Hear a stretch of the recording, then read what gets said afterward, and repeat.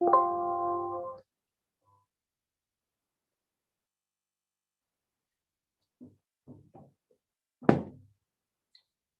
evening, everyone. Good evening. Welcome to Say It Loud with Eve, another Thursday night, our usual time. We're looking forward to a very informative and empowering discussion tonight. We have two beautiful guests who will be sharing with us about self-care, and I am definitely looking forward to this. So thank you for joining and welcome. For those of you who are either on YouTube or Facebook, please share the video and just let others know that we're here and we're here having this discussion tonight. Welcome, welcome, welcome. And just give us a thumbs up or make a comment so we know who you are, who is logging on, so we can, acknowledge your presence. Thank you for joining. Welcome, welcome, welcome. Let us know who you are logged on so we can acknowledge you. Welcome, good evening.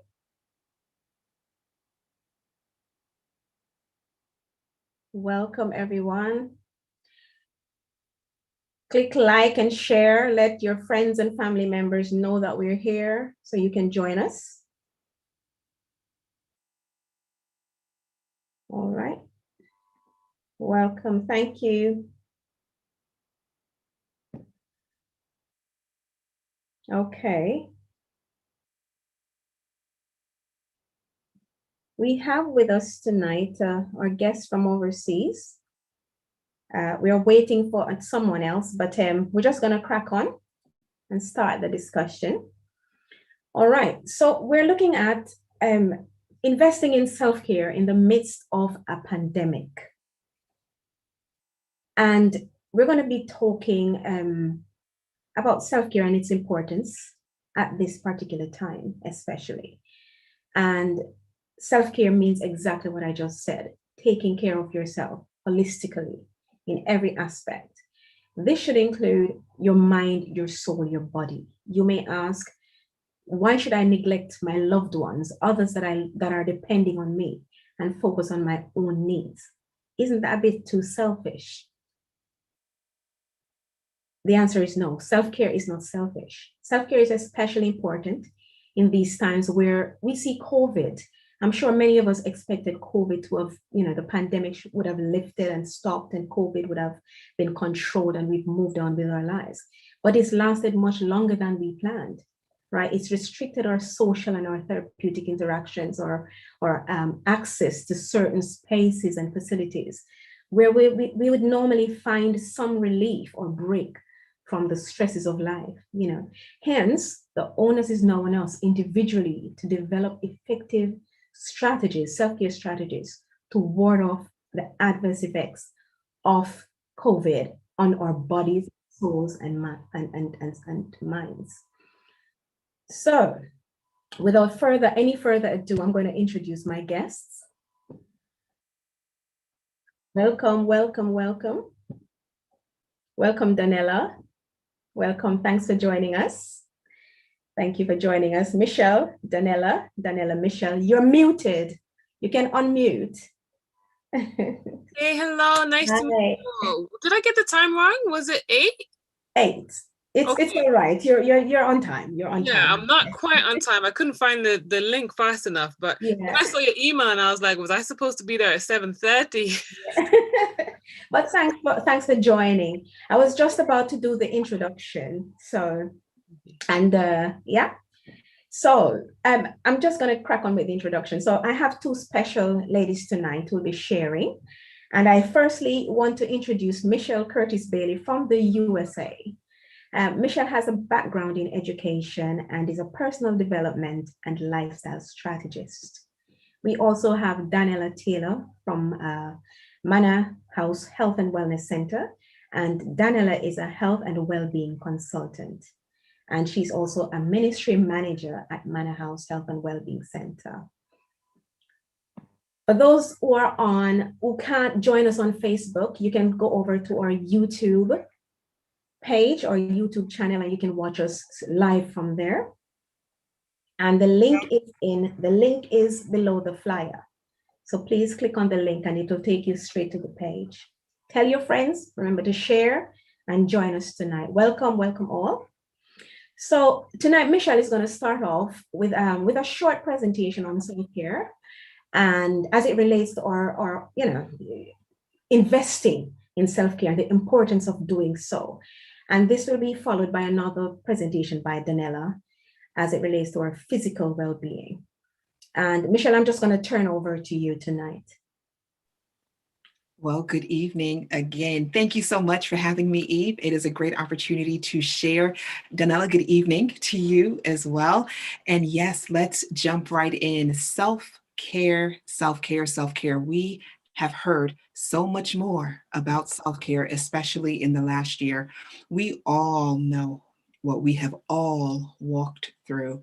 And here on the other side of the world, we're still walking through the very same thing. And self-care has been a go-to. Self-care has not been just a quick fix. Self-care has had to be some shifts in lifestyle, and especially showing up here and now. One of the things that I significantly see is the significant growing interest of others being mindful of how to take care of themselves, how to be mindful of making sure that they're not just getting from one thing to the next, but that they are okay while they do it.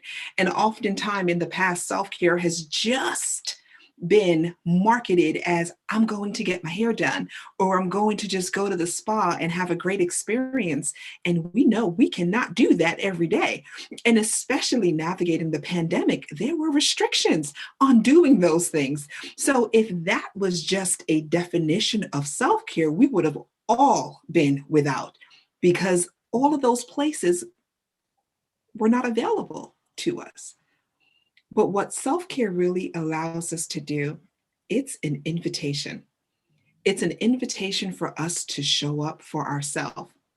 And Michelle's definition of self-care is the infrastructure and the systems that we put in place that honor us, connect us, and serve as a catalyst for us. Yes, 3 parts. It honors us, connects us, and serves as a catalyst. And what exactly do I mean by that? Because for me, self-care has been rooted in honor. It is rooted in honor. We are often taught that honor is just outside in, honor that person, that person, that person. And yes, we absolutely should. But there isn't as much intentional dialogue that happens around us being taught how to honor ourselves. And one of the very things that this pandemic has taught us, it has slowed us down. And even as the world slowly begins to open back up, we cannot go back to the way things were. Normal no longer exists. So now the invitation on the table is for self-care to be such a vital part of your lifestyle strategy, where you recognize that the world is better when you are better. Your family is better when you are taken care of. Your assignments are better when your cup is filled. And one of the things I often say is, fill your cup so you can then serve from your overflow. What's your overflow is for everyone else. What's in your cup is for you. I love tea. And the example of a teacup and a saucer, what's in that cup is for you. What overflows into the saucer is for everyone else. And that's one of the first things that debunks the myth that self-care is selfish. It is not selfish, because everyone else is better when you are taken care of. You're that important. So in recognizing that self-care cannot be a Band-Aid to some of the things that we may walk through in life. And it's interesting because I was looking to break down what self-care is. And I just gave you Michelle's definition of self-care, the infrastructure and the systems that we put in place that honor us, connect us, and serves as a catalyst for us. But self-care is not a hiding place. If there are unresolved issues, self-care is not going to fix it. If there are things that you're not looking to really deal with, self-care is not going to fix it. Self-care is not selfish. It's not expensive. It's not isolating. So remember the 3 parts of my definition. It honors you, it connects you, and it serves as a catalyst for you. All of those pieces together shows and demonstrates the systems and this infrastructure that you put in place that is going to be for the better. When you do show up, you are able to show up, be doing and doing and doing. And even though we have slowed down, we're now in a different rhythm, but we're still doing and doing. But one of the systems of self-care and being mindful that it is multidimensional, it gives you room and it gives you time to breathe, to honor yourself, to see you, the person behind the work. It allows you to fill your cup with those moments and experiences that are going to add value to you. Of this was investing in self-care during a pandemic. So with any investment, we know that something is given in exchange for a return. So whether you are investing financially, you are expecting a return. When you invest your time, you are expecting a return. So not only in those 2 examples as to how it relates to self-care, because there's a couple of examples and a couple of ways that you can do that. But when we make the choice to invest in ourselves through self-care, the results and the returns are going to be priceless because your cup is filled. You are whole. It doesn't mean everything is perfect. Absolutely not. We're not talking about an illusion of perfection here. We're talking about being okay with who we are 100% authentically and showing up even when all the pieces are not together. But we know that our own vessel is filled, and anything else that happens afterwards is extra. It's the overflow. So self-care through the investment of time. You're worth the investment of time to go back to you and to explore what type of self-care best fills you. There are so many types of self-care. Maybe it's starting your morning and you just have 20 minutes of silence while you drink your tea or you drink your coffee. It could be devotional time. Yes, that's self-care too. It could be a walk in the park. It could be taking time to journal. It could be connecting with your loved ones and knowing that you have a virtual friends night, or if you can safely gather, follow your guidelines, and you can do things, but it takes time. I often tell those that I've worked with and coach is that, yes, put yourself on your calendar because you're that important. You are that important. Schedule yourself on your calendar. So you can do the investment with time, and that will return greater rewards. Now, you can also incorporate self-care through the investing of finances and investment of money as an exchange where you are served or you are taken care of. So it may be, you want to get your hair done or you want to have an experience where you are catered to. That still counts. But as I said, that is not the overarching thing because most self-care is absolutely free. There's no cost for the real foundations of self-care. But if you want to have those moments, have at it and have fun doing it. But the other pieces, when it comes to self-care, it really is vulnerability. It's an opportunity for us to see ourselves and to ask ourselves a very courageous question. What do I need in this moment that is going to fill me up? because remember, it's honor. So a couple of pieces before I give some very practical examples. The main component is living from a lifestyle of rest. Now, rest is not sleep. Rest is an active participation of recognizing that you don't have to have it all figured out all the time. Rest is an invitation to partnership. And when I say partnership, yes, it can be your partnership with the Lord. It can be your partnership in recognizing that you don't have to do it all. The lie that we often tell ourselves is that, yes, if I don't do it, it won't be done. But no, living from a lifestyle of rest is not one where you're sitting around doing nothing. Absolutely not. But the state of rest is active. The state of rest allows us to give ourselves grace so that we can show up in our places of work, in our places of ministry, in our places of assignment, in our places of industry influence, in our family. We can show up recognizing that the authentic version of us is enough. And doing so from rest is okay. So when we ask ourselves, what do we need concerning self-care in this season? It can be broken down in many, many ways. As we've navigated this season of the pandemic, it's been over a year now, officially, of us navigating this. I believe things happened in the UK a few weeks in advance of when the US began to shut down. So understanding that we've been here for a while, and it's okay for you to ask yourself, what do I need in this season?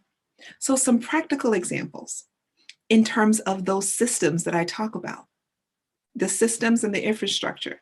It could be physical. You can create a space in your house that's just dedicated just for you. You don't have to go buy extra furniture. You can pull out a chair in the corner that looks outside and say, this is my spot. It could be a seat on the floor. It could be your bathtub. For me, I love baths. Bubbles and flowers. I take rose petal baths all the time because it's pretty and I like it. But the whole point is creating those spaces at home that fill you up, that make you feel good. Put on some good music and just be present at home. It could be, like I said, places in your bathroom. It could be at your dining table, using the good china, using the good products. You don't have to save the good stuff just for company. You are the good person. You can use the good stuff for you. It could be time in reading. Reading is self-care. In journaling, those things that you can create right around you as an example. But then emotionally, it's boundaries. Boundaries don't just keep people out. Boundaries help to protect the greatest asset, and that greatest asset is you. We're talking investments here. So you are a great investment. Asking for help is also self-care. You don't have to do it all. But here's the part that I wanted to talk about when I talked about those three things: honor us, connect us, and as a catalyst. That connection piece, self-care begins with us, but it never ends with us. So self-care is not done in isolation, because you can have great relationships that pour back into you, that fill you up. And let me tell you how much of a gift that is. So connections can be what you may need in this time. And we may not be able to gather the way that we've used to, but FaceTime, video messaging, texting, Zoom meetings, or any other medium outlet to be able to connect with other people. Mental, your beliefs. Do you think you have to work and earn to take time off? Do you think you're not worthy of that? Absolutely not. You are worthy of taking time to fill you up. Another thing mentally is mindful eating, being fully present wherever your feet are. And when you're enjoying your meal, actually taste your meal. And the last couple of things concerning even business, ministry, and leadership encompasses recognizing you don't have to do it all. You don't have to be it all. Self-care includes delegation. It includes partnerships with other people who are specialists in their craft. We don't have to do it all. And I say that twice because when we recognize that we're all gifted in different areas, when we come together through partnership, everyone benefits and the work is much better. So those are just a few examples of the systems that we can put in place. But it all comes back to self-care allows us to honor ourselves. It allows us to connect with others authentically, and vulnerability is necessary for that. And finally, self-care is a catalyst for you to create.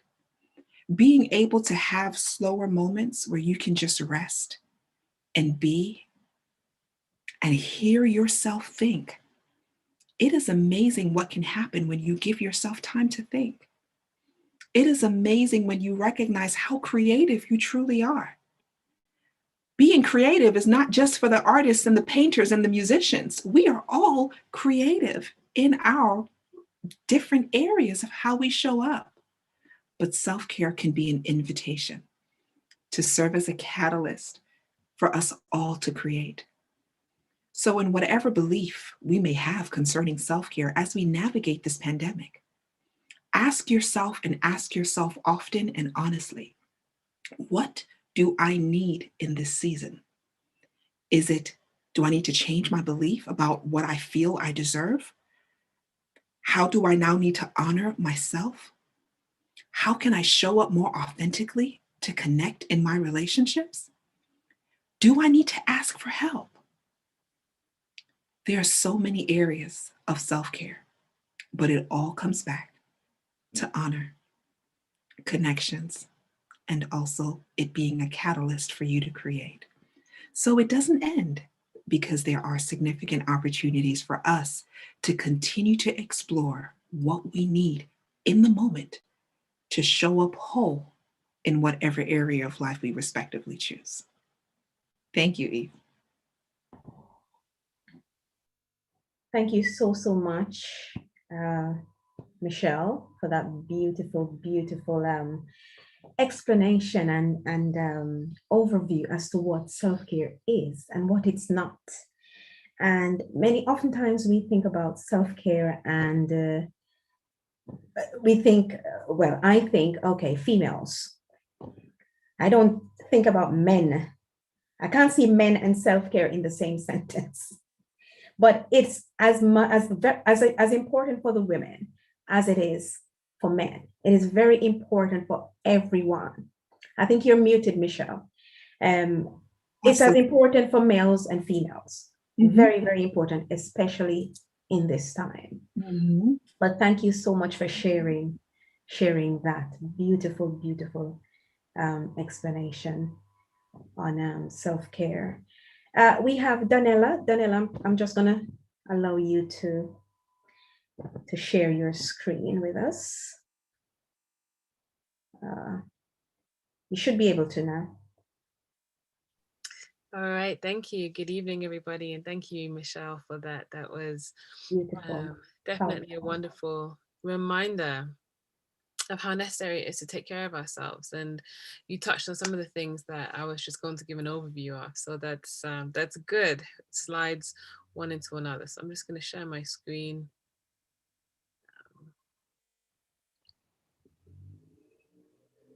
Eve, it's not quite letting me do it.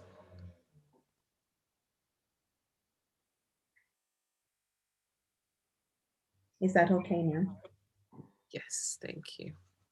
All right, so you can all see that tonight we're talking about self-care. We're talking about how to take care of you. And this is so important because just like Michelle was saying, in order for us to really take care of others, which is the essence of selflessness, we need to be in the right frame of mind, body, and spirit in order to be able to do that. And so, as was mentioned before, self-care is not selfish. And I think that one of the main reasons why we as people kind of give of ourselves so much that we forget to take care of ourselves is because of this notion that there is a selfishness involved in actually taking care of ourselves.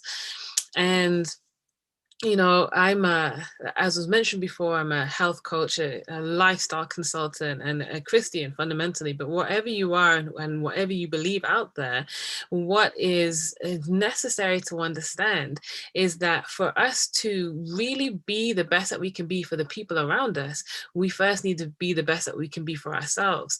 If I am sick and depressed and I can't smile and I can't give of my best strength to those around me. And the reason why I'm living, the reason why many of us are living, our big whys are for the people that are closest to us, for the causes that mean the most to us.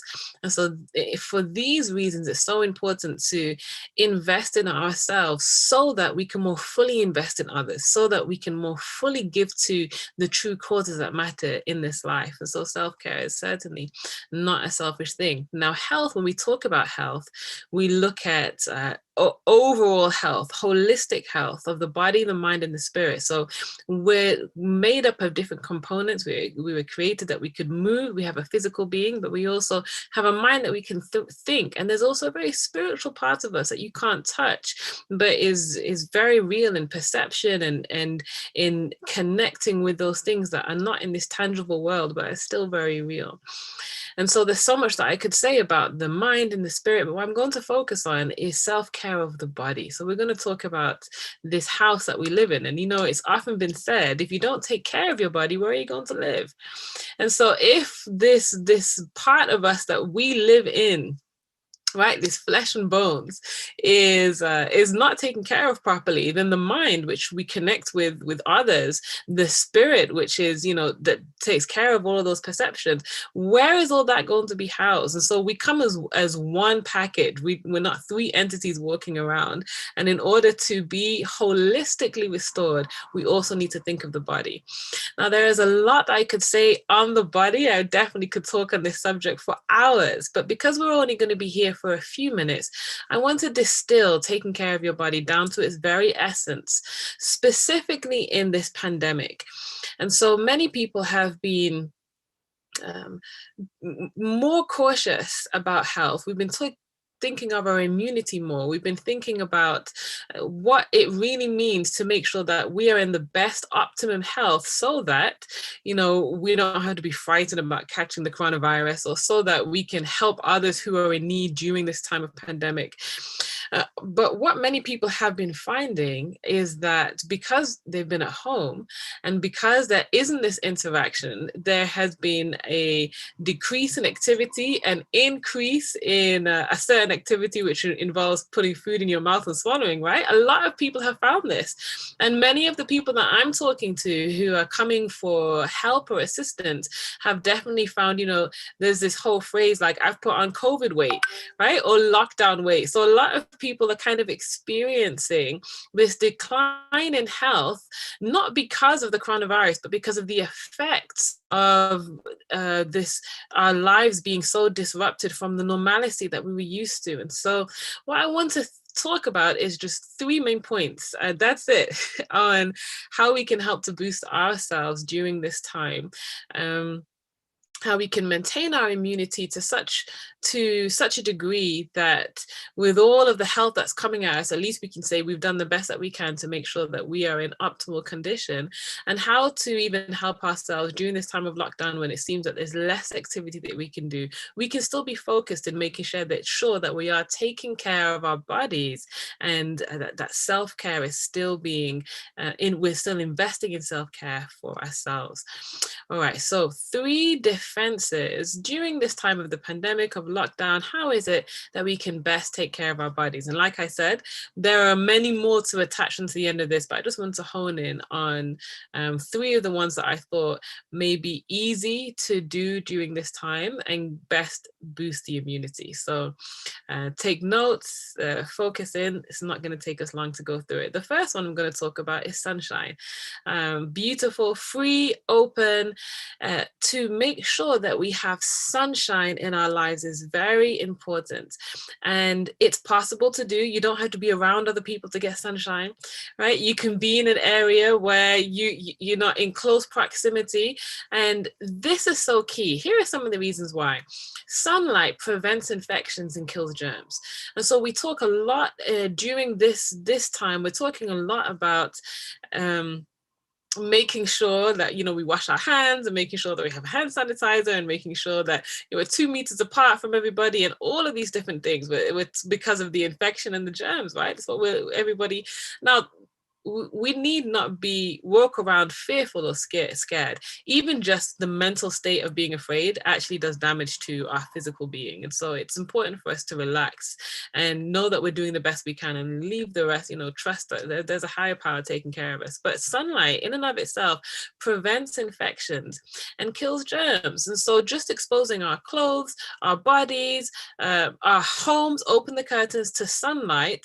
A lot of what we're hearing about ensuring that there's cleanliness around us, and ensuring that, you know, our houses and our persons are taken care of. Exposure to sunlight is one of the best antibacterials out there, and it's free. I want to talk about the heart rate. The heart is what pumps the blood and makes sure that, you know, we are functioning. Sunshine benefits the heart and the blood vessels in the same way as exercise does. Sunshine lowers the heart rate by toning up the heart muscle and other blood vessels, increasing their pumping and transport efficiency. Sunlight normalizes blood pressure. It stimulates the production of red blood cells. It increases red blood cells' capacity to carry more oxygen to the cells, and sunshine lowers cholesterol and risk for strokes.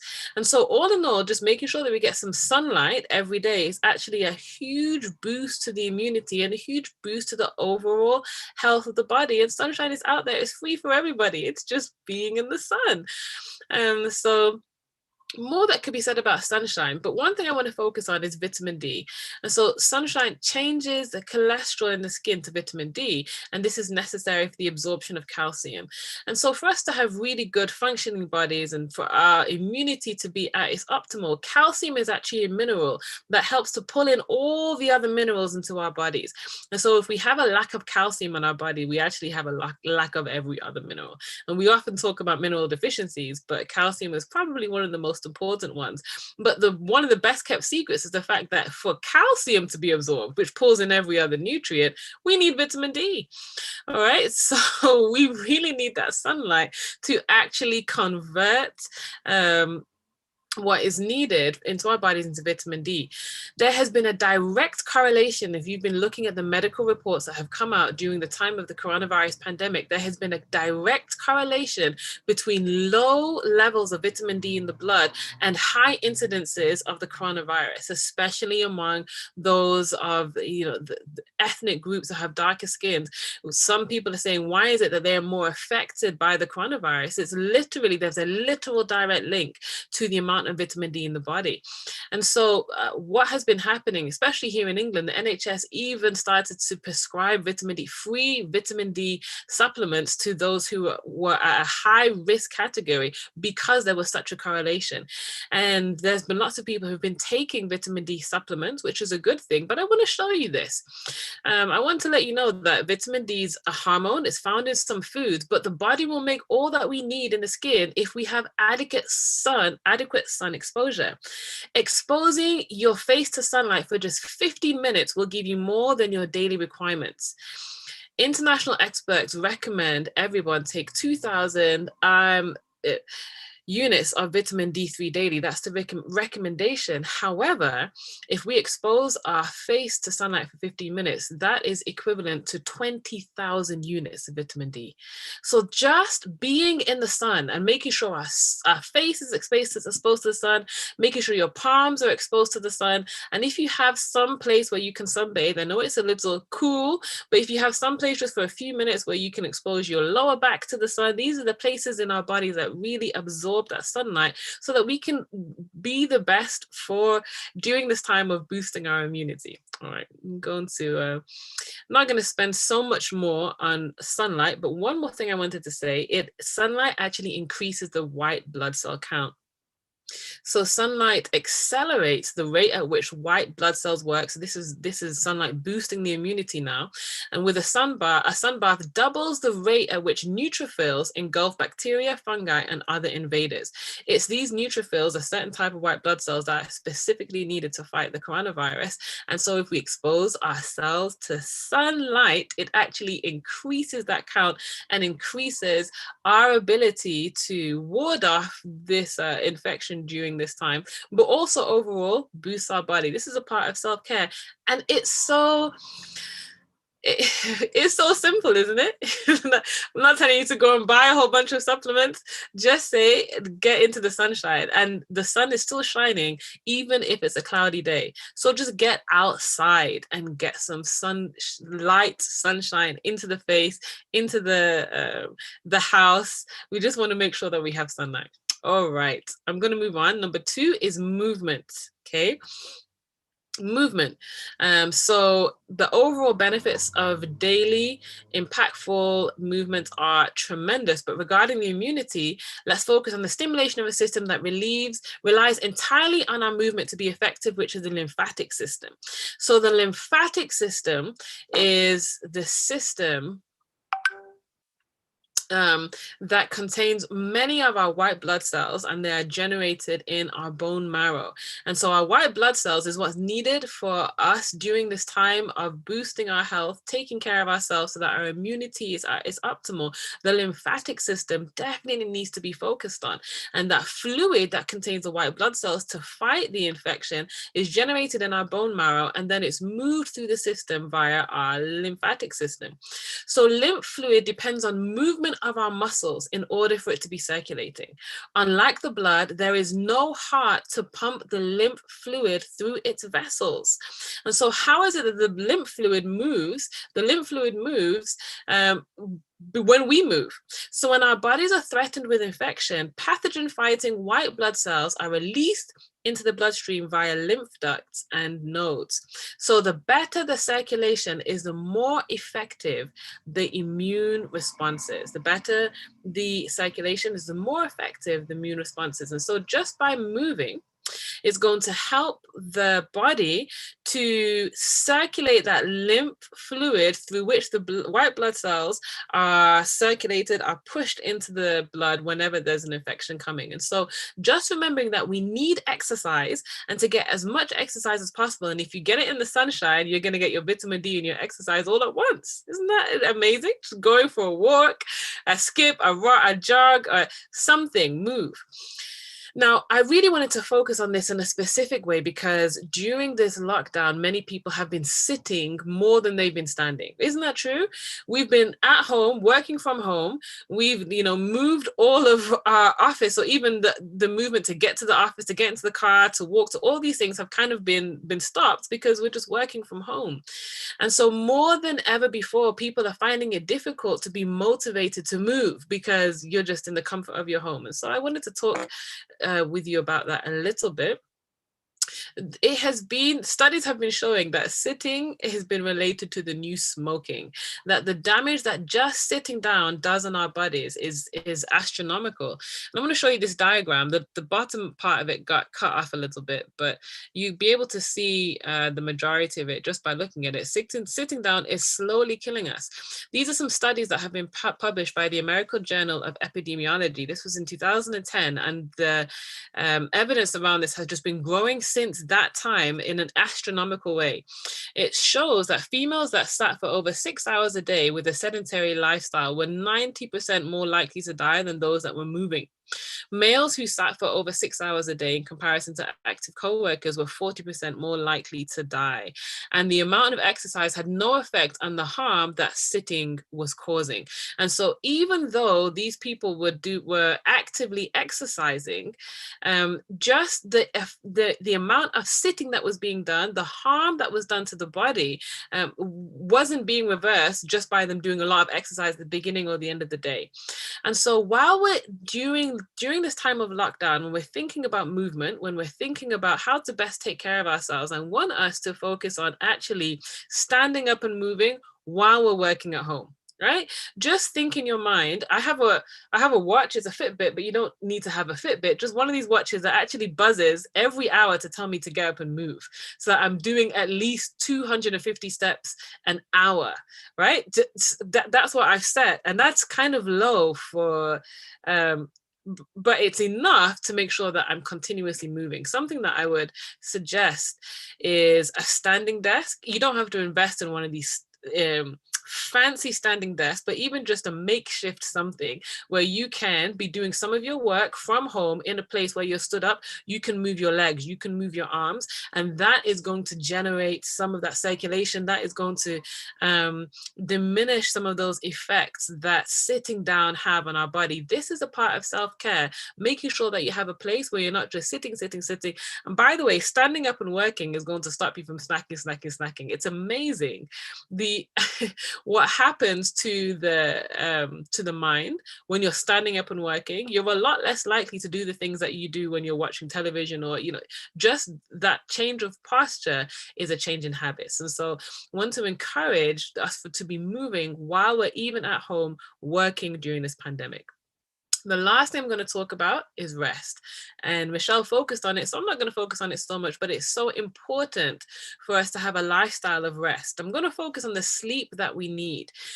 During this time, during the pandemic, people have become a lot more lethargic because we're not seeing others, and because we are at home working from home. And so we don't want to be lethargic. We want to be moving. We want to have exercise. And then we want to make sure that we don't slip into bad habits, right? While we're working from home, it's oftentimes that the work kind of catches up with us. We're trying to homeschool the kids. We're trying to feed the dog. We're trying to do the laundry. And then in the midst of all that, oh no, it's 10, 11, midnight. I still haven't done my work. So we burn the candle at both ends. Much easier to do because we're in a less regimented schedule or area, being at home so much more than we were before. So I want to take some management, especially around our sleep hours, and guard them really as much as possible. This is a huge part of self-care. And so studies have shown that a critical factor in increasing the body's ability to destroy pathogens is associated with sleep. Our white blood cells have special receptors that bind to viruses and help terminate their existence. And wakefulness has been shown to hamper the effectiveness of this mechanism, whereas the opposite is true with increased levels of sleep. So while we're investing in our health, it's important to understand that the more that we're awake in the hours that we should be asleep, is the more susceptible we are to viruses, and the more susceptible we are to just being sick and degeneration in general. And so specifically, slow wave sleep is what we're aiming for. Slow wave sleep occurs between the hours of 10 p.m. and 1 a.m. And this is the period of time that these receptors are the most effective. This cannot be compensated by sleep at any other time of the day.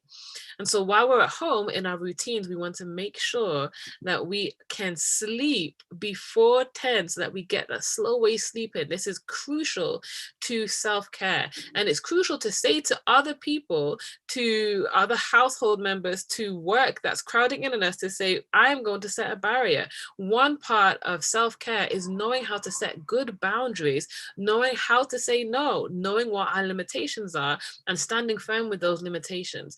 And so that's kind of that empowering that Michelle was talking about. And it's important to enforce it, to say, I am going to set this. I myself am going to respect myself, and I'm not going to go past this boundary. I need the sleep to make sure that I am at the best to survive during this time of pandemic and help other people the best that I can help them.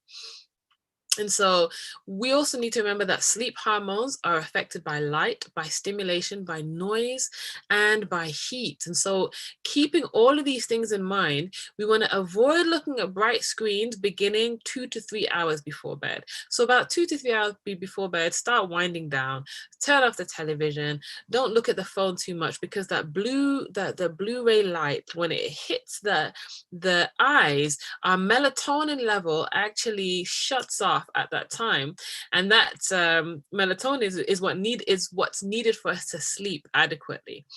And so We want to avoid looking at bright screens. We want to wind down a little earlier, turning off all lights and blackening out all of our windows. And we want to use dim red lights for night lights. If you need a red light is less likely to shift the circadian rhythm and to suppress melatonin. And so try to transition. This is a part of investing in self-care. Look at the lights around you and think, okay, I need to sleep as much as possible. When all these things are upon me, when I'm so stressed out, when life is not as it used to be, what are some of the best ways that I can invest in myself? Try to stop that blue ray light that comes from phones, screens, and normal light. Try to stop looking at those as much as possible before sleep, and put some red night lights on in your room instead.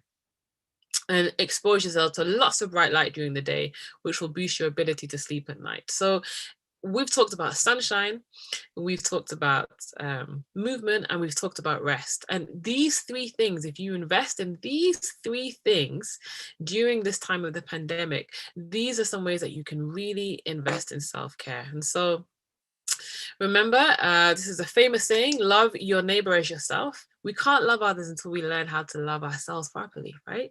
We can't respect others until we learn what it means to respect ourselves. And because the way that we respect ourselves is the way that we honor and treat others. And so take care of yourself, water yourself, grow yourself so that other people can benefit from the blessing that you are to this world. All right, so that was self-care, taking care of you. Absolutely brilliant. Oh my goodness. So much. So rich and so deep. Honestly, I could listen to both of you guys all day. Seriously. So much. And the practical aspect. I like the fact that both of you, well, you just mentioned, I actually have something written down here, that the Bible does say, love thy neighbor as yourself. And knowing, you know, I don't love myself first, how can I even begin to love my neighbor? You know, even in the Bible right there, as you mentioned, is giving examples about self-care.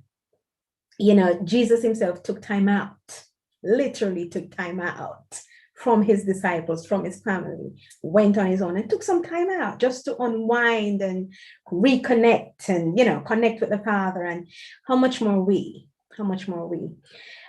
We just have a few minutes to go, but I just want to quickly ask a couple of questions. And you mentioned it. It can be very difficult to say no. Very, very important.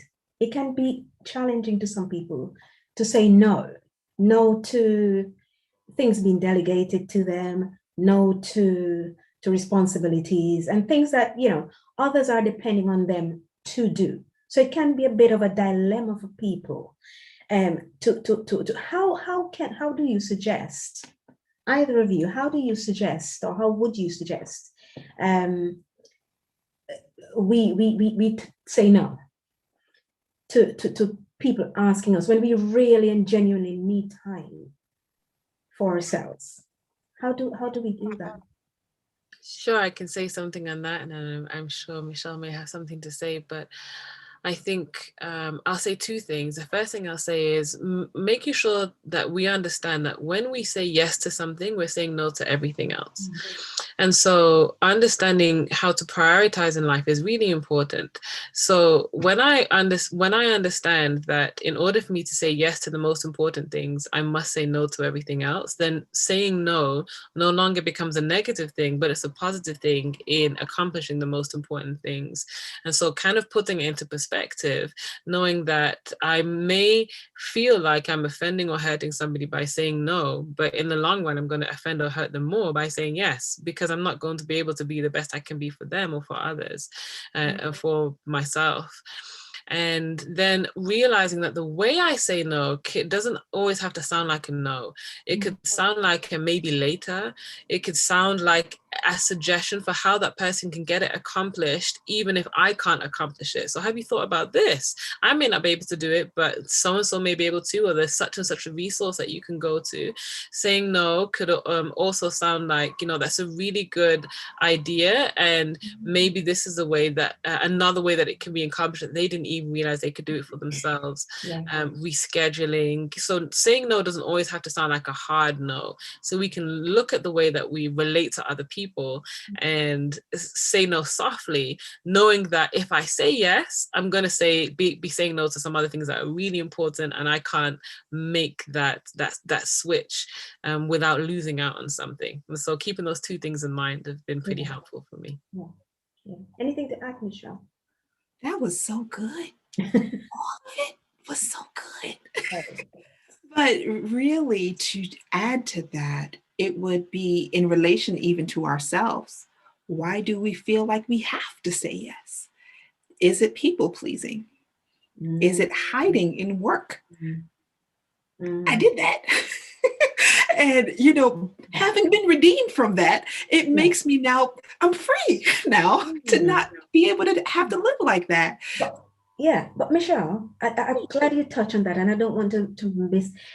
There's an altruistic side to self-care. There is an altruistic side to it where it extends beyond us. Yes. So that might, do you think that might rather make sort of stir some feelings of guilt?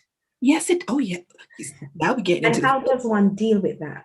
Yes, it's very real. Yeah. And so when I say self-care starts with us, but it doesn't end with us, it doesn't mean that we're not going to want to give.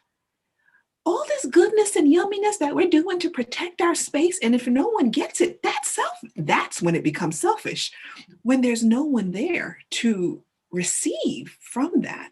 But being in the place to recognize that, saying no is like building a muscle.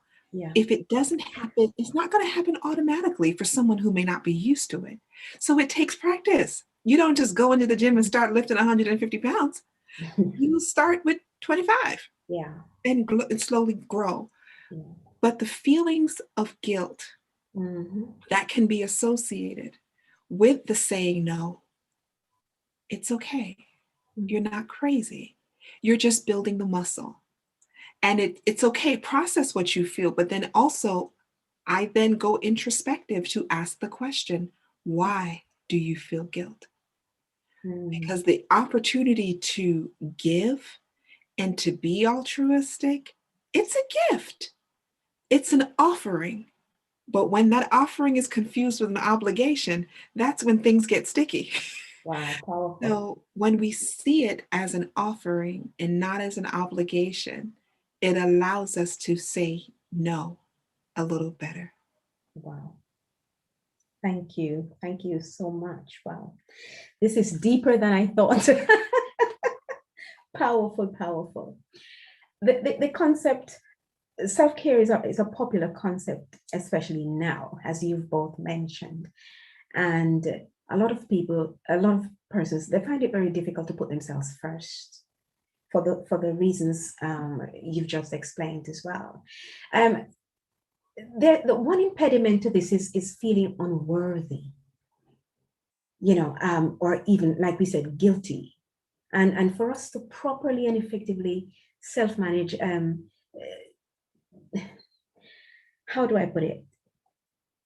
Self-care is not selfish, but how much does self-worth and self-belief plays into all of this? Anyone can answer. If you, when I say the word you, I'm talking all of us, right? If you don't see yourself as worthy, as valuable, as enough, you will look to everything else on the outside to make you feel worthy, valuable, and enough. And when the outside fails, it's going to reflect on the inside. So being in a place to recognize that, yes, the first step has to do with how we see ourselves. Yeah. So if we don't see ourselves as worthy, it's going to be hard. We're going to be guilting ourselves. It's like, oh no, I can't take 20 minutes to myself. Oh no, I can't do it. Yeah. But why not? So it's having those continual conversations with ourselves. Who said you're not valuable? Who said you can't have a day off? Who says you have to earn self-care? If we're just waiting until holiday may be 2 weeks out of the year prescribed if someone may be in a traditional employment situation. Yeah. What about the other weeks in the year? If there's no system, you cannot be sustained. So it goes back to who said you're not worthy? Yeah. Thank you so much. Thank you. And Daniela, I just want to touch a little bit. I know you mentioned the physical aspects, and some of the practical tips you mentioned is, exposing ourselves to daylight, sunlight, the use of vitamin D, eating right. But in terms of eating, and yes, you mentioned the overeating, which a lot of us succumbed to during the pandemic, over these last few months. But what in terms of diet, is there any message or tip that you can give in terms of eating right? Because we find ourselves not eating how we should be, but in terms of eating right, I know there's a lot that could be said, but just some point, just a couple of points as to eating right. Yeah. Because the sunlight will give you so much vitamin D. And then as people with dark pigmentation, the way vitamin D is absorbed is slightly different.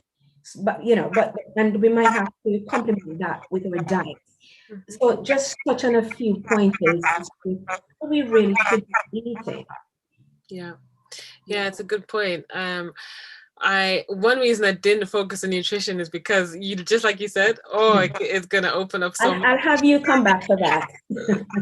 Sure, I will definitely come back for it. But let me just give a couple of tips that's helpful and easy. I know that during this time, people are really stressed out, and so I try to do is to help them to reach the lowest hanging fruit and then climb from there, because people can be very, very overwhelmed. A couple of things I will say is cut the sugar as much as possible.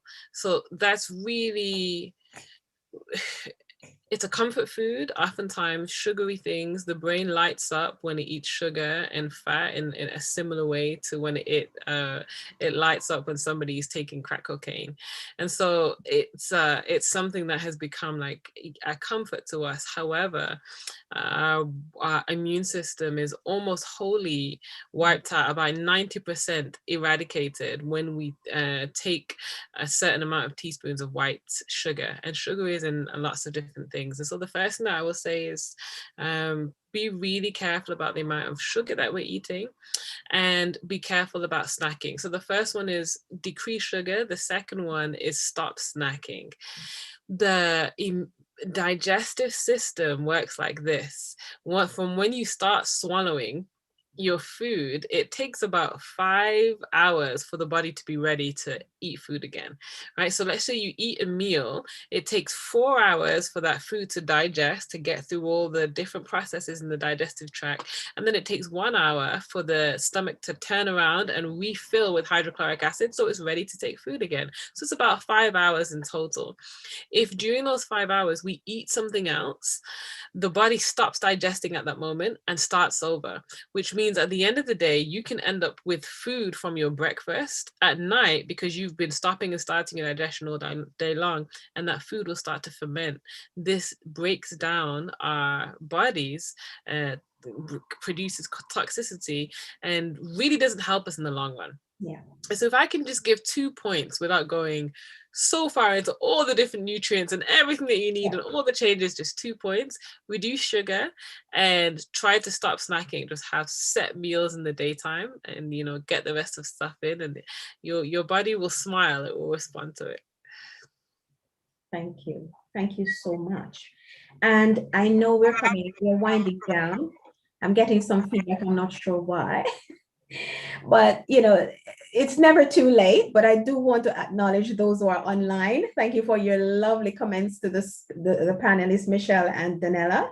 Natasha Campbell Stewart Thanks for joining us. Aubrey, Clover Russell, thank you for joining us. Excellent presentations. Doreen says, no is not a bad word, so we shouldn't feel guilty. I love that. Thank you, Doreen. Clover Russell, thank you. I know I mentioned you before. Lady Diana Nelson, thank you so much for tuning in tonight. I know we have your daughter here, one off, but thank you so much for tuning in. And thanks to everyone, Jackie, everyone who's been a part of tonight's discussion. Thanks for sharing and for your beautiful comments. Finally, I'm going to start with Michelle, or Danella, rather. What's the take-home message for everyone tonight? Listen. Good. Take-home message, I believe, is in order for us to love others, we need to know how to love ourselves. And I love that question about value, because we were created because we were needed. And so you're in this world for a purpose. So you're valuable because your creator thought of you. So remember that in order to maintain that value, you must be taken care of. The same way that you would take care of something that has a lot of value in your home is the same care that you need to take, same amount of care or more that you need to place on yourselves in order for you to be the best that you can be for those around you, spiritually, mentally, and physically. Thank you. Michelle, take it home for us. What's the take-home message? Thank you again, Eve. The take-home message would definitely be self-care is one of the greatest investments that we can make in ourselves. Being able to show up every day, I'll go back to the line that I used. I would rather show up as an offering rather than an obligation. And being able to see ourselves as worthy and valuable with the right heart and the right perspective truly allows us to better show up for others. There has to be beneficiaries for all this goodness that we're protecting and taking care of. So we're better able to show up in our relationship, but we're able to be okay with who we are.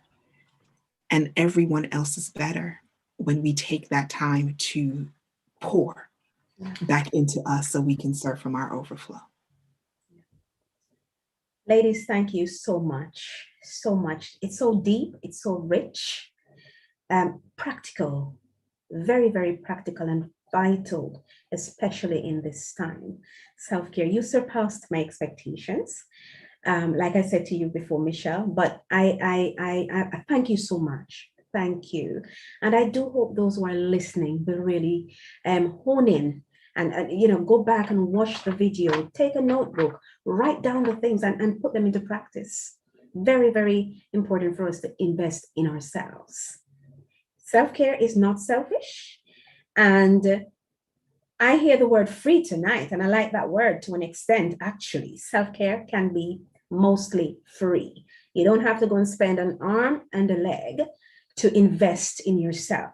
Use the natural stuff that God has given us. Make use of them. It is free. All right. And I like the quotations from both speakers that if you do not take care of your home, where will you live? Self-care involves the body, soul, the mind, the spirit. Yes. So it's worth investing in your house. All right. We paint our physical house, we fix it up, we renovate, we refurbish, we do all of that. We can do that to our bodies. We can do that to our souls. We can do that to our spirits and our minds. All right. And also show up as an offering, not as an obligation. Those two quotes I love. And I'll keep those close to my heart. But ladies, thank you so much for taking time to come and share with us on Say It Loud. And I look forward to having you on this program again to share. Thank you so much. Have a very, very blessed weekend. Thank you, Eve. And thank you, everybody watching. And thank you for, yes. Thanks all. Excellent presentation. Thank you again for the opportunity, Eve. Thank you. You're most welcome. All right. See you soon. Have a good weekend. Self-care. Plan something nice for the weekend. Self-care. Take care. See you. Bye-bye. Bye.